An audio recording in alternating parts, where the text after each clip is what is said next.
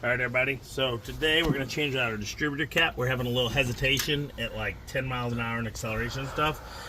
If this doesn't fix it, then we're going to actually go get an ignition coil and put one in here. All right. So we're going to switch that out. We bought the Fast from O'Reilly. It's like $39. It's not too bad. A little rub in there, just some soot.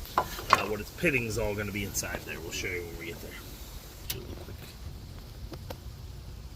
Okay, see how it's springy still? This one's all worn down, so it may not have been pressing well and making the spark well. So, you put this one back in. You gotta make sure this ground goes right here. Those little like clips are really hard to get out.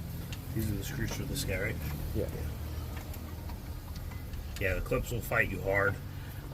We just used the needle nose and just kept rocking back and forth. And look at it, it is still tight. I actually kind of bent this one coming out. You got to bend it, get in there like that.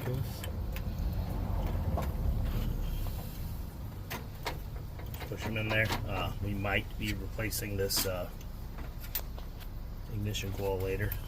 Let me see what happens.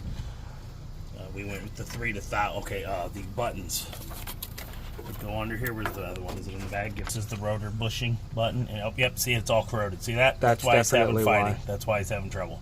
So we put a 3 to 6000 on one. This is a 5 to 8. If you got a Duraspark, it actually is 8 to 11,500. But we switched over to HEI and we have a high voltage ignition coil. So you actually don't want the higher resistance. You want the lower. So we're doing the 3 to 6000. And then if you want, it gives you some dielectric grease if you want to use that. Or putting on the caps. Yeah, that's up to you. What do you call it? It's not caps, you know what I mean. Alright, and then what we're going to do is just sit right here and plug over to over to over to make sure we get all the numbers exactly right. Alright, so we're going to go the number 5 first just because it's giving me a little reach problem here. Right. And it goes straight right here.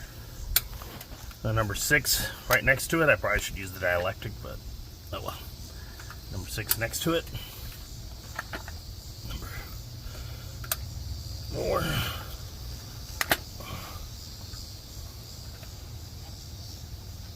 Over the top of that one. Okay.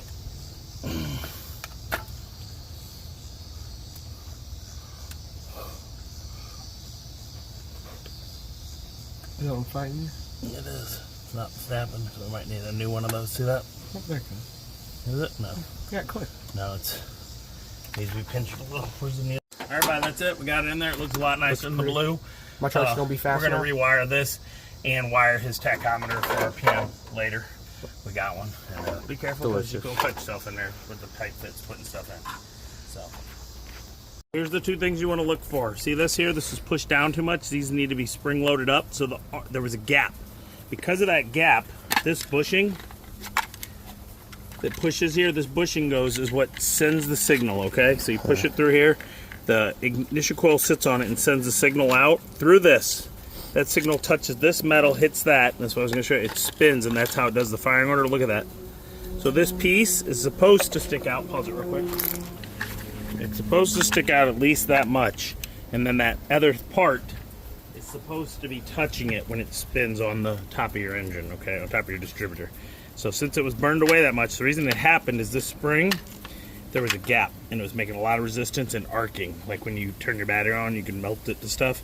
So it was slowly roasting it over time. So there's a good chance that this was causing our bad connection and puttering. Sometimes it was, when you gunned it, you sent enough electric signal that it jumped easy, but at lower speeds. Because we had that issue. Whenever we floored it, it was perfectly fine. It's possible. It may not be our problem, but either way, this need to go because you saw that, okay? And like I said, there's that one. And we'll just put the old one. New versus old, as you can see, it's just eating away. Okay? So, hope this helps. Later.